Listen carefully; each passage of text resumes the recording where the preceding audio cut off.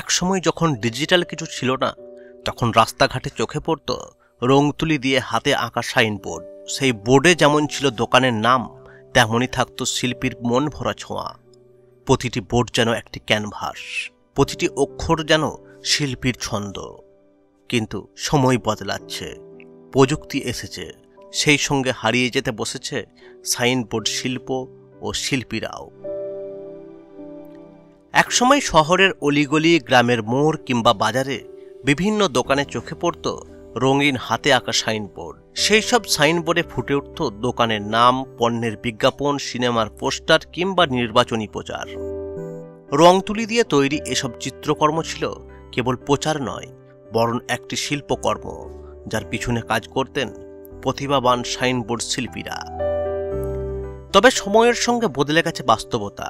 প্রযুক্তির ছোঁয়ায় এসেছে ডিজিটাল প্রিন্টিং ও ফ্লেক্স ব্যানারের আধুনিক যুগ। এখন কম্পিউটারের স্ক্রিনে আধুনিক সফটওয়্যারের সাহায্যে তৈরি হচ্ছে ঝাঁ চকচকে ডিজাইন, রঙিন ছবি আর আকর্ষণীয় লেখা। এতে যেমন সময় বাঁচছে, খরচও তুলনামূলক কম। ফলে রং তুলি দিয়ে হাতে আঁকা সাইনবোর্ডের চাহিদা আজ প্রায় শূন্য। এই রূপান্তরে বড় ক্ষতির শিকার হচ্ছেন সেই সব সাইনবোর্ড শিল্পীরা, যারা যুগের পর যুগ ধরে রং তুলি হাতে জীবিকা নির্বাহ করতেন।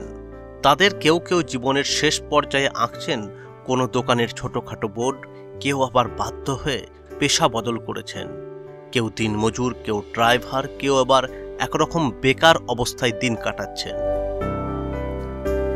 পূর্ব বর্ধমান জেলার এক সময়কার বেশ কয়েকজন জনপ্রিয় সাইনবোর্ড শিল্পীরা জানান, আগে এই কাজের চাহিদা থাকলেও এখন খুব সামান্য। কেউ আর হাতে আঁকা সাইনবোর্ড চান না। তবে ভোটের আগে রাজনৈতিক দলের দেওয়াল লিখনে কিছু কাজ পাওয়া যায়, কিন্তু এখন নির্বাচনী প্রচারের দেওয়াল লিখনেতেও ডিজিটাল ফ্লেক্সের ব্যবহার হচ্ছে। প্রিন্টারে কাজ করতাম, এখন কাজ করতে পারছি না, এই কারণেই ডিজিটালের যুগ এসে গেছে। হ্যাঁ,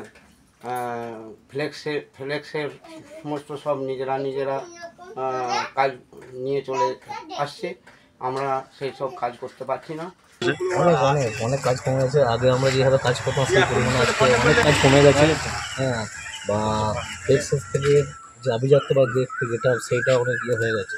হাতের লেখাটা জিনিসটা আভিজাত্য হবে, সেটা মানুষের বেশি চোখে পড়ে। কোথাও কি মনে হচ্ছে যে আপনাদের কর্মসংস্থানের দিক থেকে একটা বড় ক্ষতি হয়ে গেছে? অবশ্যই অনেক ক্ষতি হয়ে গেছে। যেমন ধরুন এই পুজোর সময় আমরা 2 মাস 3 মাস আগে থেকে কাপড়ের উপর ব্যানার লেখা হতো, সেই সবগুলো উঠেই গেছে, কাজ কমে গেছে। ফ্লেক্স যে যা পাচ্ছে করে চলে আসছে, আমাদের অনেক কাজ কমে গেছে। এর ফলে আপনাদের শিল্পী জগতে কতটা ক্ষতি হয়েছে মনে করছে? অনেকেই তো আছে যারা এই প্রফেশনে কাজ করতো আগে দীর্ঘদিন ধরে, এখন ছেড়ে দিয়েছে। অনেকে ছেড়ে দিয়ে যারা কাজ পাচ্ছে না। এবার আমাদের যেমন চারিদিকে চেনাশোনা হয়ে গেছে কাজের মার্কেটে, হাতের লেখাটা পঞ্চায়েত সবাই যা বেসরকারি কাজ করি বলে কাজটা কোনো রকম টিকে আছে।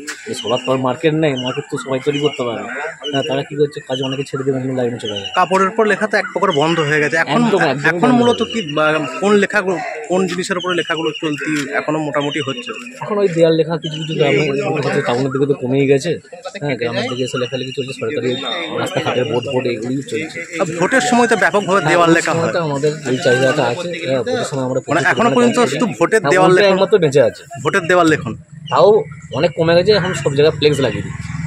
আগে যেভাবে দেওয়াল লেখাটা হতো সেই অনুযায়ী অনেক। আপনার নাম আর কোথায় বাড়ি? আমার নাম বিশ্বজিৎ মালিক। হ্যাঁ, আমি এই লাইনে আছি প্রায় 2 বছর হলো। আমার বাড়ি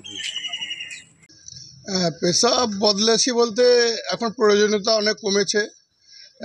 কমার বিশেষ কারণ হচ্ছে আপনার প্রযুক্তির যুগে এই পুরনো যে আমরা শিল্পী ছিলাম, যেভাবে কাজ নিয়ে ব্যস্ত ছিলাম, এখন প্রযুক্তির যুগে আমাদের আর কাজ সেরকমভাবে আসে না। আমি যুক্ত ছিলাম বিগত 25 বছরে এই শিল্পের সঙ্গে যুক্ত ছিলাম। পেশা বদলেছেন কত বছর? পেশা বদলেছি আজকে আমি 4 বছর হলো পেশা বদলেছি। তো এখন আমি ড্রাইভিং করি, ড্রাইভার। হ্যাঁ, কি করব, ওই আগে যেভাবে কাজের সঙ্গে যুক্ত ছিলাম, যে কাজ পাওয়া যেত এখন তো আর সেরকমভাবে পাওয়া যায় না। সহকর্মীদের খোঁজ খবর রাখেন, তারা কি করে এখন?